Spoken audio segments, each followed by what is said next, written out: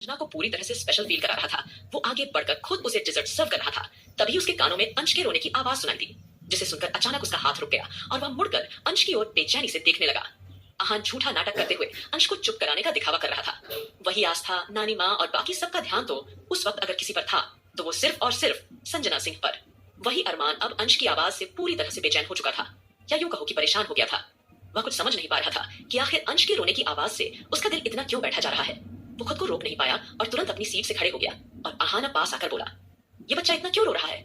उसके इस सवाल पर आहान ने झट से जवाब दिया, भैया, लगता है इतने सारे मेंबर को एक साथ देखकर ये डर गया है बेचारा, इसलिए चुप होने का नाम ही नहीं ले रहा है। मुझे समझ नहीं आ रहा कि मैं इसे कैसे चुप करवाऊं। अब इस बच्चे को कौन चुप करवाएगा? आहान का जवाब सुनकर अरमान के माथे पर एक पल के लिए शिकन आ गई और उसने झट से आहान से पूछा, तो तुम इस बच्चे को उसकी माँ को भी तो दे सकते हो ना, तुम क्यों इसे संभाल रहे हो? फिलहाल इस बच्चे का रोना बंद करवाओ, इसकी आवाज मेरे कानों में चुभ रही है और मुझे बहुत परेशानी हो रही है। अब जैसे ही अरमान ने यह कहा तो वैसे ही आहान ने तुरंत चिंतित आवाज में जवाब दिया, हाँ भाई, मैं भी यही सोच रहा था कि इस बच्चे को उसकी माँ को दे दूं, लेकिन आप तो जानते हैं कि उसकी माँ अभी कुछ देर पहले किचन में काम कर रही थी और उन्होंने मिर्च मसाले वाला खाना बनाया है, और अगर गलती से उनके मिर्च वाले हाथ इस बेचारे बच्चे को लग गए तो यह बहुत परेशान हो जाएगा। यही सोचकर मैंने उन्हें नहीं दिया। अब जैसे ही आहान ने यह बहाना बनाया तो अरमान उसे घूरते हुए बोला, एक काम करो, इस बच्चे को मुझे दो, मैं इसे शांत करवाता हूँ। उसकी इस बात पर आहान ने अगले ही पल मुस्कुराते हुए कहा, तो कीजिए ना भाई, आप इसे एक बार गार्डन में घुमा लाइए, हो सकता है यह शांत हो जाए, और क्या पता ये सो भी जाए। अब जैसे ही आहान ने यह कहा, अरमान ने अंश को उठाया और गोद में लेकर ना चाहते हुए भी बाहर की ओर जाने लगा। वहीं संजना अपनी आंखों से यह दृश्य घूर कर देख रही थी कि अरमान अंश को लेकर बाहर जा रहा है। वह तुरंत ही आगे बढ़ी और मिस्टर सिंघानिया कहते हुए उसके पीछे जाने लगी, लेकिन तभी राधिका, रश्मि, रौनक और वंशिका ने आगे आकर उसका रास्ता रोक लिया। रश्मि ने उसे घूरते हुए एकदम से पूछा, कौन हो तुम और तुम्हारी हिम्मत कैसे हुई इस तरह से सिंघानिया मेंशन में आने की? वहीं राधिका भी आईब्रो चढ़ाते हुए गुस्से में बोली, क्या तुम्हें शर्म नहीं आती किसी और के पति के साथ इस तरह से गले लगते हुए? रौनक और वंशिका ने एक साथ कहा, बताओ कौन हो तुम, वरना हम मिलकर यही तुम्हारा चेहरा बिगाड़ देंगे। तभी आकाश सिचुएशन संभालने के लिए तुरंत आगे आया और सबको चुप कराते हुए बोला, लड़कियों शांत हो जाओ, यह कोई और नहीं बल्कि अरमान की न्यूज सेक्रेटरी है। इन्हें मैंने ही अपॉइंट किया था और देव ने भी इसी का रिकमेंडेशन दिया था। यह सुनकर चारों लड़कियां ने एक पल के लिए एक दूसरे की ओर अविश्वास से देखा, लेकिन अगले ही पल रौनक फौरन रिएक्ट करते हुए बोली, क्या अरमान भाई को अफेयर करने के लिए अपनी न्यूज सेक्रेटरी ही मिली थी? अरमान भाई ऐसा कैसे कर सकते हैं? वहीं अब सुमित, ध्रुव और आहान भी वहां पहुंच चुके थे। आहान संजना को देखते हुए धीमी मगर डरावनी आवाज में बोला, तुम्हें यहाँ अरमान भाई की सेक्रेटरी के रूप में अपॉइंट किया गया था और तुम्हें यह बात साफ साफ समझा दी गई थी कि अरमान भाई के साथ थोड़ा सा इशू हुआ है, जिसकी वजह से उन्हें कुछ बातें याद नहीं रहती हैं, इसलिए तुम्हें सिर्फ उनके साथ रखा गया था। लेकिन इसका मतलब यह नहीं कि तुम उनकी इस सिचुएशन का फायदा उठाओ। ये सारी बातें सुनकर अचानक संजना की आंखें आंसुओं से भर गई। उसने भर्राई आवाज में कहा, देखिए, आप सब लोग हमें गलत समझ रहे हैं। बॉस ने ही हमें फोर्स किया था। वो अचानक हमारे सामने आए और बोले कि वह हमसे बहुत प्यार करते हैं, हमारे साथ टाइम बिताना चाहते हैं। हमने उन्हें मना करने की बहुत कोशिश की, लेकिन तभी उन्होंने अपनी बंदूक निकाल ली और हमारे माथे पर तानकर बोले, अगर हमने उनका प्रपोजल एक्सेप्ट नहीं किया तो वह हमें गोली मार देंगे।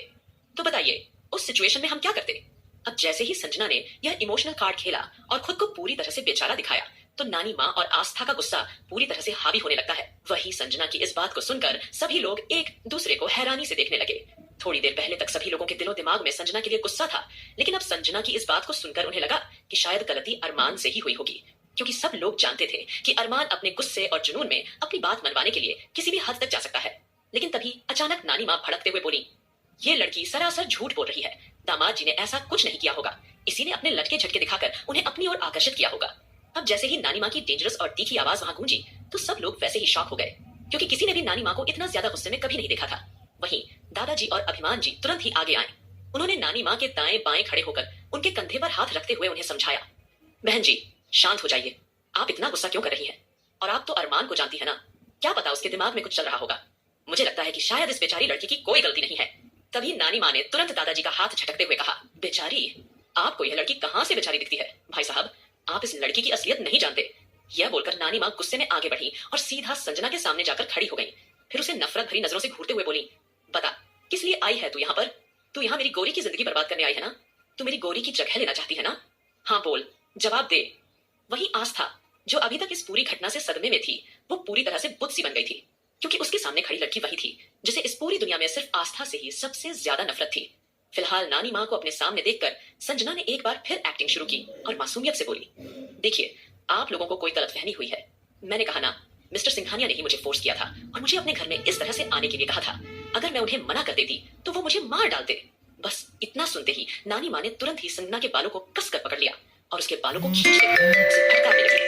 सच सच बता, तू यहाँ क्या करने के लिए आई है? बोल, वरना तेरी हड्डी पसली यहीं तोड़ दूंगी। बोल, क्या करने आई है तू यहाँ पर? अब नानी माँ का ऐसा भयंकर रूप देखकर सब लड़के और लड़कियां मुंह खोलकर हैरानी से उन्हें देखने लगे। सबको लगने लगा कि शायद इस लड़की ने आस्था की जगह लेने की कोशिश की है।